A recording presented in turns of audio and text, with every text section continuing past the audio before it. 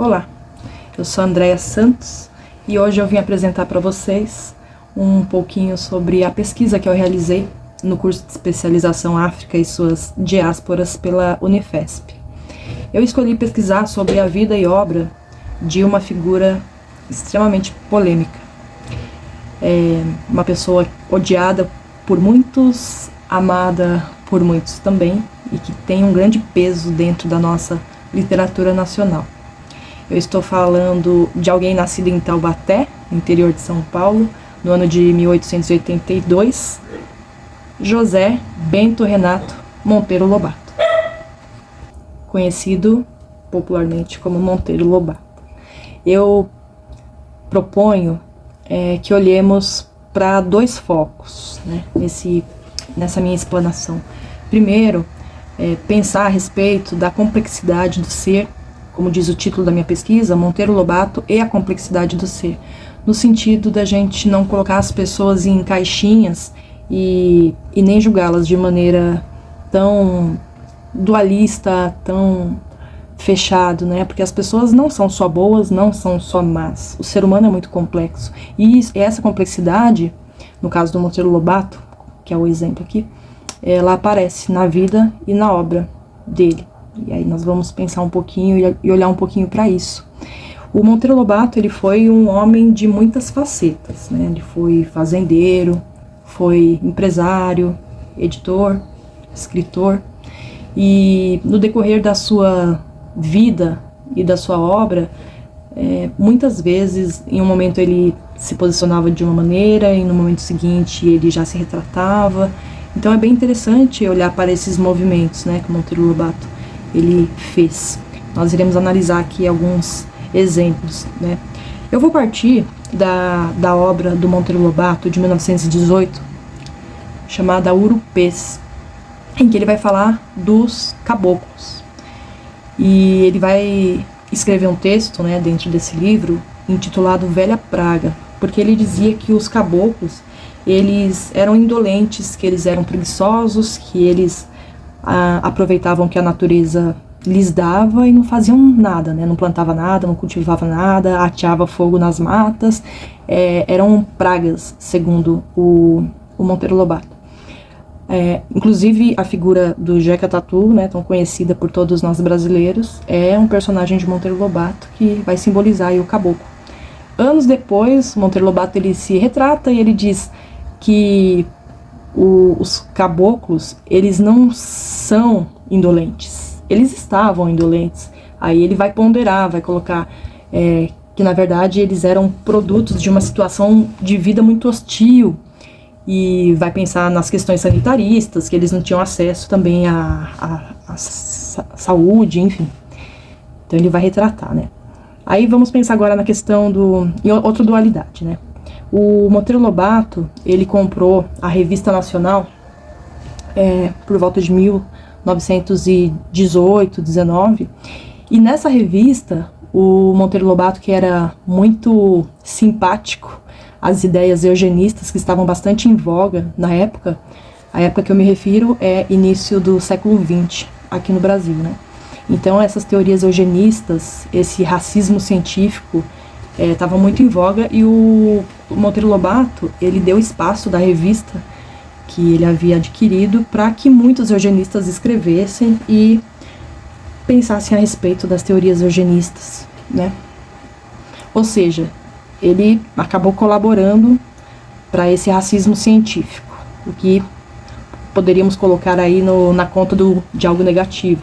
Por outro lado, ele fomentou grandemente a literatura dentro do território nacional, quando ele adquiriu a editora Monteiro Lobato, que depois viria a ser a Companhia Editora Nacional, e ele trabalhou nessa distribuição dos livros pelo território nacional. Então ele dinamizou demais a literatura dentro do território. Então a gente vê aí, né, duas atitudes, assim, positivo, negativo, né, a mesma pessoa.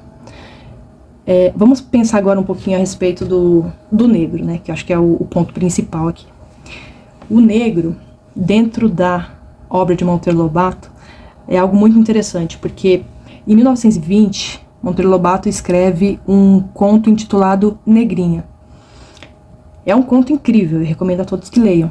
E nesse conto, ele vai falar a respeito de uma criança, filha de uma escravizada, que ficou órfã e era tratada muito, da pior forma, assim, possível pela Sinhá. E o jeito que ele fala é como se ele estivesse, assim, denunciando, sabe, os maus tratos recebidos, né, por essa criança negra. Ok, aí seria em pró do negro, vamos dizer, né, assim.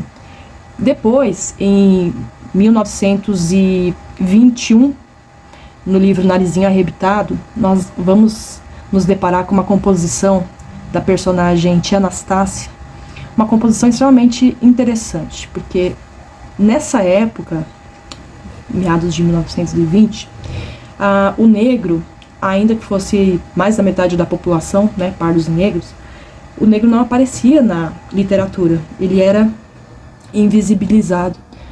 E quando aparecia, geralmente não tinha nome, não tinha fala, ou aparecia como alguma companhia perniciosa, de uma maneira bem negativa. O Monteiro Lobato é um dos primeiros escritores aí, branco, né? Escritores brancos a falar sobre o negro com uma maior profundidade.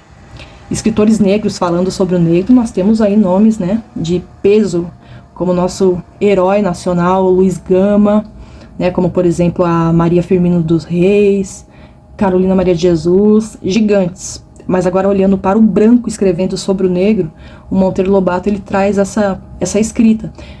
A princípio, a tia Anastácia, ela foi composta como personagem de maneira positiva. Vou dar alguns exemplos aqui para vocês. Tem uma passagem no livro de Narizinho Arrebitado em que a Narizinho ela é picada por uma vespa. E aí a dona Benta fica toda perdida, não sabe o que fazer. Aí vem a tia Anastácia e resolve toda a situação. Resolve tudo, né? Então, ou seja, uma coisa positiva, legal. E uma outra passagem ainda, a dona Benta, ela tá brincando com os netos, fazendo peraltices assim, e ela comenta que ela não quer ser pega em falta pela tia Anastácia. Ou seja, né, ela está com medo de ser surpreendida por uma mulher negra. Olha o poder que a tia Anastácia tem. Bem interessante, né? São construções positivas. Só que, alguns anos depois, o Monteiro Lobato ele vai submeter a sua obra à comissão que iria escolher os livros que iriam para as escolas, e a obra dele é censurada. A comissão, ela escreve, eu marquei aqui para ler para vocês, ela escreve assim: algumas ideias boas, mas outras inconvenientes. Julga a comissão que também pelas expressões pouco delicadas que nele aparecem, não deve ser aprovada. E aí ele tem a obra dele reprovada, né, nessa comissão. E alguns anos depois ele lança uma nova edição contendo, né, esses escritos de Narizinho Arrebitado. Agora em 31 vai aparecer como Reinações de Narizinho. E aí nessa nova edição a tia Anastácia ela já não tem tantas qualidades assim, ela já é vista de uma outra maneira. E o Monteiro Lobato ele dizia, o livro ele é um produto comercial como outro qualquer, ele é um produto. Então, aí fica um questionamento, né? Será que ele retirou todas essas qualidades da tia Anastácia porque seria mais aceito comercialmente na época, de repente? Não sei, pra gente pensar, né? E isso daí que eu tô descrevendo é 1920, 1921. Passado um tempo, né, em 1936, no livro Memórias de Emília, a boneca, ela começa a xingar a tia Anastácia. Começa a chamá-la de beiçuda e dizia assim, que Deus, quando preteja uma criatura, é castigo. Em 1939, no livro Caçadas de Pedrinho, nós também temos uma outra cena pavorosa que descreve a tia Anastácia subindo um mastro e narra que ela o fazia como uma macaca de carvão. Então assim, né, 2 momentos e 2 falas aí. Bom, isso daí só foi um breve apanhado, né, sobre a obra. Os objetivos que eu tive foi justamente analisar um pouco essas contradições, tirar um pouco dessa coisa, dessa dicotomia, o Lobato ele é só ruim, a obra lobatiana não presta, ou ele é só bom, ninguém é só bom, ninguém é só mal. Então é interessante a gente olhar, né, o que serve dessa obra, o que não serve, o que podemos fazer com essa obra, de que maneira mediar. Então, o outro objetivo, além de olhar para a complexidade do ser, é pensar de que maneira mediar a obra de Monteiro Lobato. Ela deve ser cancelada? Deve ser queimada, como alguns dizem? Ou tem muita coisa boa na obra de Monteiro Lobato? De fato, a obra de Monteiro Lobato ela é muito bem escrita. E Monteiro Lobato ele endereçou essa obra para as crianças sem fazer algo raso porque era para criança. Ele queria uma literatura de qualidade, então ele discutia coisas bem interessantes, né? Não julgando que a criança fosse incapaz de entender. Então muitas coisas na obra de Monteiro Lobato elas podem sim ser utilizadas. Os meus referenciais teóricos, eu li bastante textos a respeito de Monteiro Lobato, textos escritos por especialistas, né, em Monteiro Lobato, como por exemplo a Marisa Lajolo, a Silza Bignotto e vários outros artigos e teses e dissertações que estavam aí na internet, especialmente na plataforma Cielo. E também olhei para as próprias obras de Monteiro Lobato. Autores como Gilberto Freire e Florestan Fernandes também foram utilizados, né, as ideias desses autores. E a minha metodologia foi uma revisão de literatura em cima desses textos que eu acabei de mencionar, em cima também de entrevistas, seja áudio ou vídeo, e sobre as obras do próprio autor, como eu já mencionei. A conclusão sobre a importância da gente contextualizar, né, da gente pensar a respeito do contexto histórico, de onde emerge uma obra, de onde vem esse autor, para que a gente consiga entender. Lógico, né, que o racismo ele nunca vai ser justificado, mas para que a gente é importante olhar para o contexto, principalmente junto aos estudantes. Como que era? Como que as pessoas pensavam, né? Anotar a evolução das mentalidades, os progressos humanos e sociais, pensar sobre uma mediação adequada dessas obras. Com os alunos maiores é possível fazer uma mediação.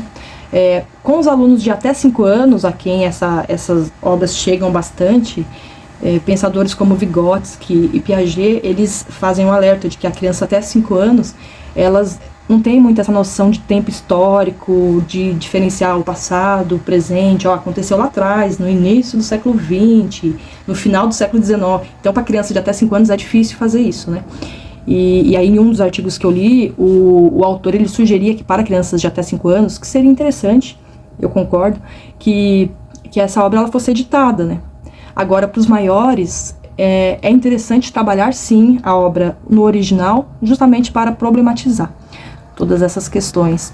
Reconhecer a beleza das escritas de Lobato, né, que se preocupou em dar uma escrita de qualidade para as crianças e fazer de uma maneira bem crítica, problematizar, né, utilizar o que o próprio MEC orienta, né, para que utilizemos essas passagens, essas obras que às vezes trazem valores que não são os nossos, do nosso tempo, usar para problematizar e aprofundar com os estudantes. É isso. Muito obrigada.